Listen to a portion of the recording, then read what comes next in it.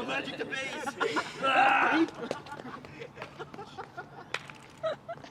Jono.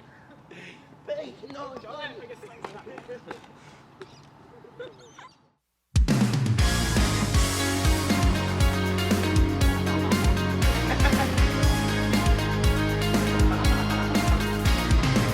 Hey guys, it's Hazel from Colosoul Music, and I'm here with the Faux.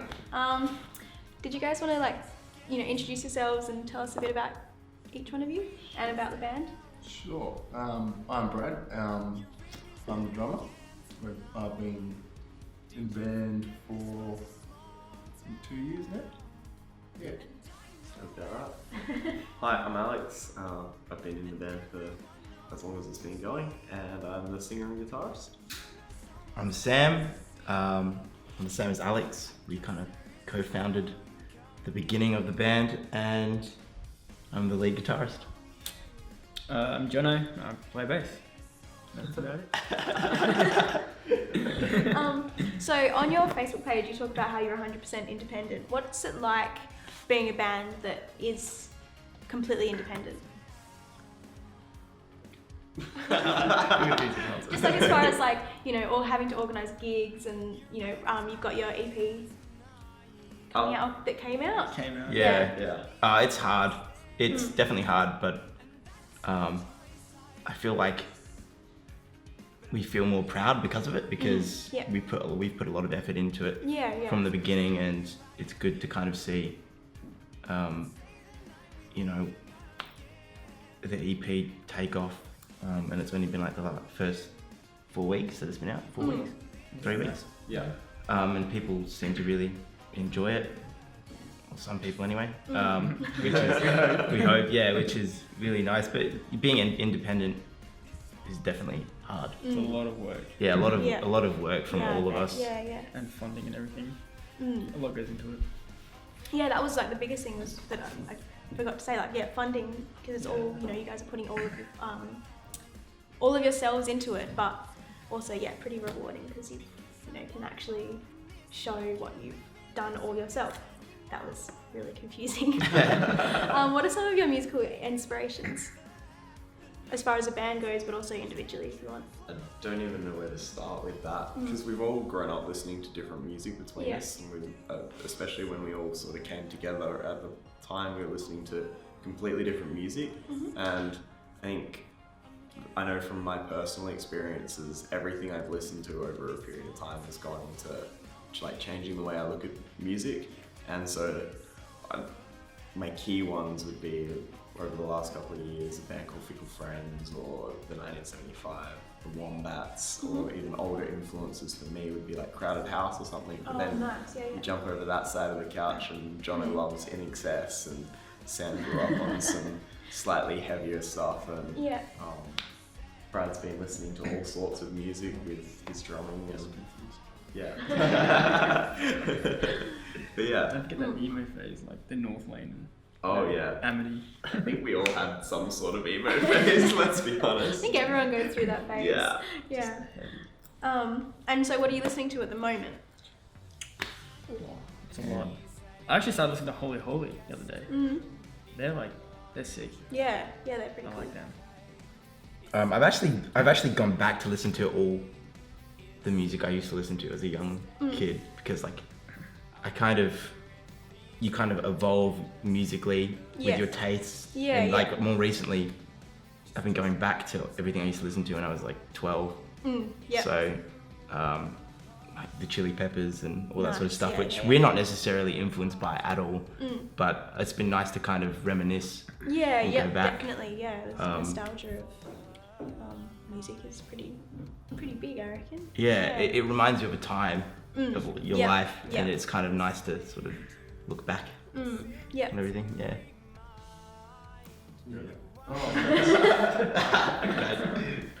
Music, I kind of been going back as well and just listening to what I used to grow up with, and I'll look back. It's good. For me, I've been listening to a lot of more ambient stuff. My favourite album at the moment is probably Bon Iver's most recent one. Oh, that's so Just good, none of it's got like specific structure, but it's for me it's perfect songwriting. So you trying to like be inspired by that, but in a completely different sound. It's proving challenging. But so why did you guys decide to form a band? Oh, do you want to answer that, Alex?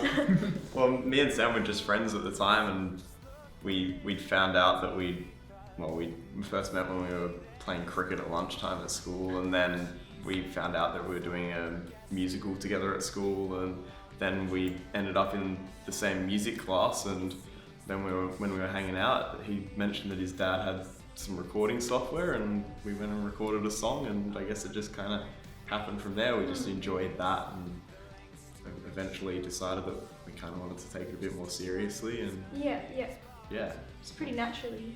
we didn't have to force it at all. It's just been something that's been a part of us, me and Sam, for the last 7 or so years. So long time. It's kind of crazy, but That is a long time. it is. Yeah. It's really weird because we started off with completely different instruments. So like when we first started, Alex was playing bass and still singing, and I was playing drums. Yeah. I'm a horrible drummer. I'm terrible.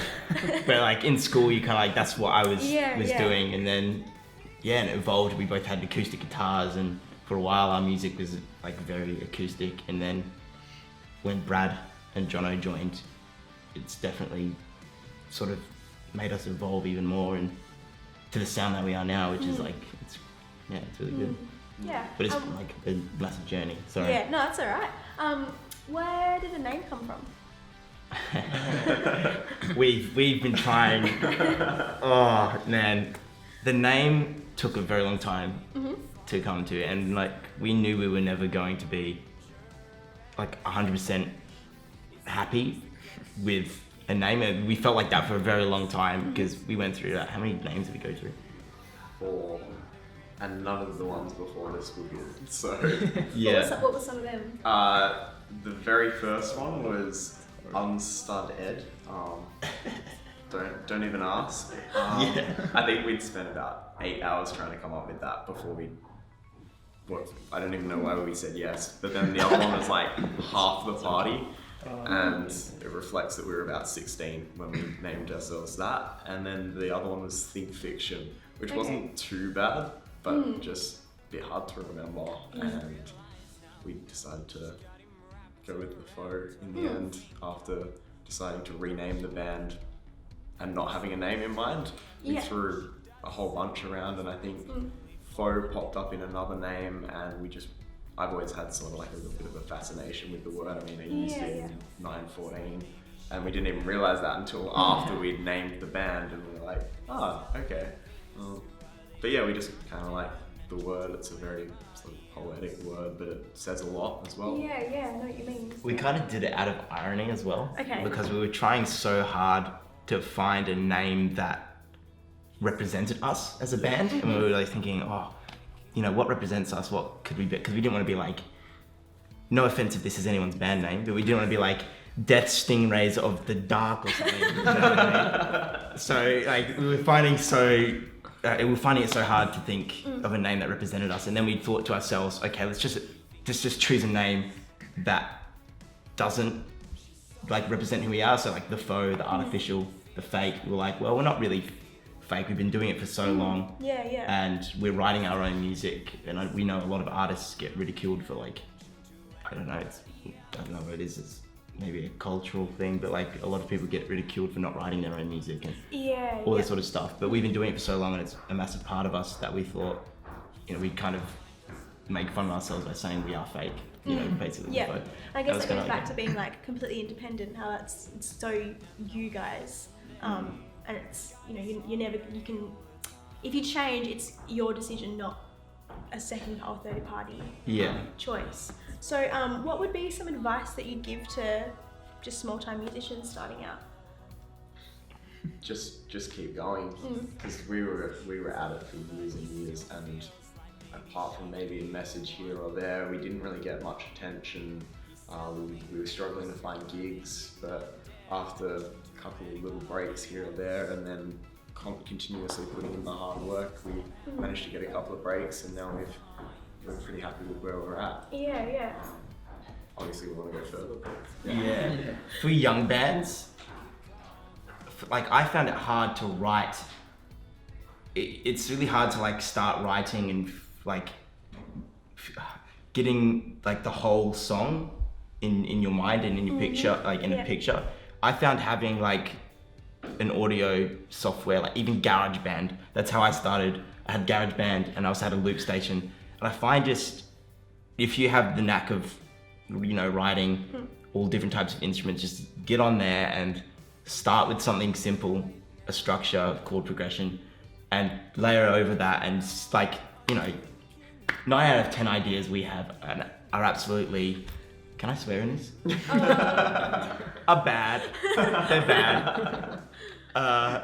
But every now and then you get a good song, and I think being able to by yourself put that into one project makes it easier to understand. Like when it's on in a music program, you can just understand it better. Yeah, because you can see it all laid out. Yeah, you can see it laid out. If you're a visual person, which I am, it's easier to understand how music structure works and all that sort of stuff. So do that, I would say, just to help with your song. Yeah. So, because you guys started originally when you were still in high school, what was it like trying to organise gigs but being underage? Near impossible. Yeah, we didn't really have, when Alex and I first started, we didn't really have any gigs, did we? I mean, we had like gigs at family events and stuff like that. Yeah. Yeah, and school, but we didn't have, public gigs, anywhere really. Okay. And we were kind of, it's maybe a bad thing, but also I think it allowed us to really think about, what we wanted to sound like. And yeah, we only started doing shows once these guys joined the band. Yeah. But yeah, it was very hard. I mean, we did try to find shows when we were in school, but it was just impossible, especially with school on as well. Yeah, of course. So, yeah. And so what's your favourite venue that you've played at so far? I like Amplifier the most. Yeah? Yeah, That's it's just pretty got cool. a really good sounding bass drum. Okay. It's just like, just the bass drums. but the overall sound is just far better than anywhere else we've played. Yeah. Yeah. Personally, I think Amplifier's just got a whole, as a vibe, just the whole place. There's always people there. You don't have to worry about it being wet or whatever, and that will affect the turnout. Like, it's just people go to amps, and so you don't have to worry about like some other venues no one knows about, and people don't go to regularly, so you don't get like reach a new audience when you go there. And that's my favorite my favorite thing when I go to a gig. I see people that I've never seen before enjoying our music. Yeah, like that'd be really cool. It's fantastic having fans, and I'm not saying that I don't love our fans or anything, but once you see the same people enjoying your music, you kind of want to see more people enjoying your music. So just going to places where you see new people all the time is something that I enjoy, and I think you get that at amps. Yeah. As well as the whole sound quality and everything. So you were saying how you guys really are influenced sort of by the music you listen to. What sort of genre would you think you haven't really been necessarily influenced by, but you'd like to incorporate into your music for the future?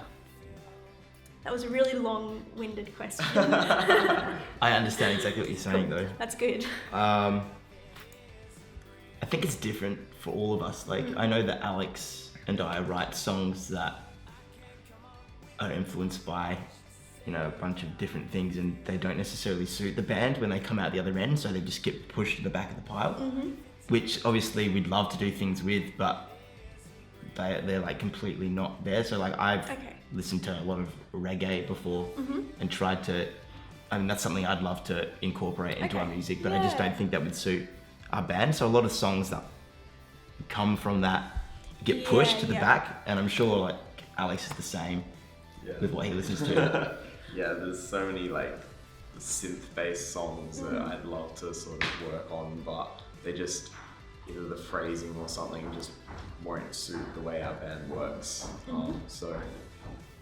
But I think for me, the one thing I'd like to work with that we haven't really worked with yet is like something with like a classical bass. So to work with like an orchestra or something, because I mean that's pretty ambitious. Yeah, that'd be pretty cool though. Yeah, I've always loved that kind of whole 80 people in a room to try and work together for one purpose. And yeah, that'd be cool to do one day. Yeah, and so what would you say your greatest achievement so far as a band is?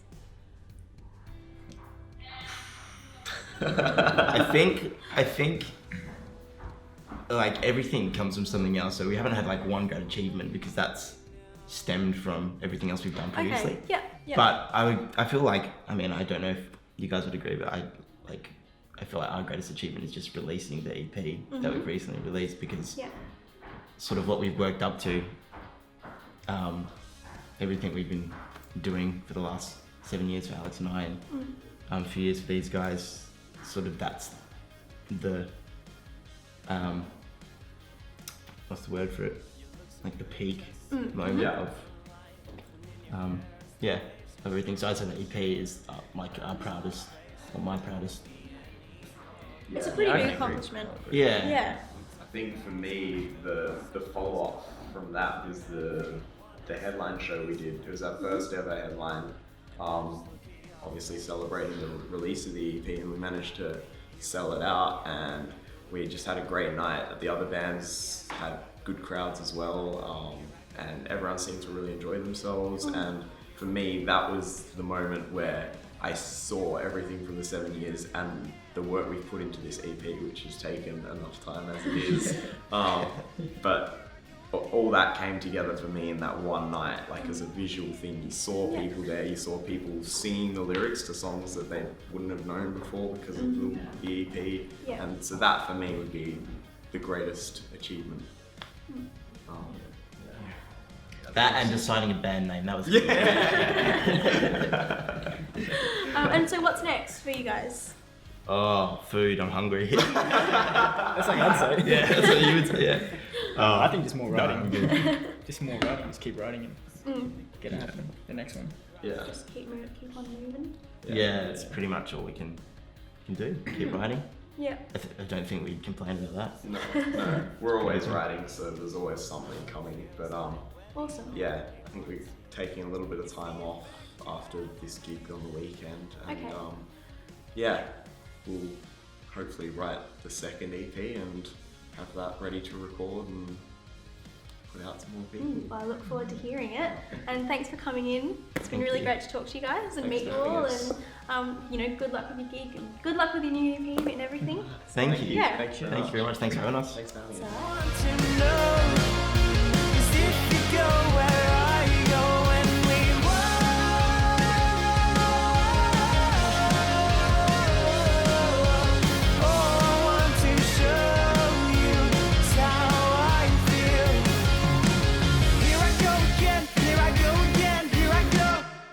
Every time we have a band rehearsal at my house, the pantry will be full, and somehow it'll be empty.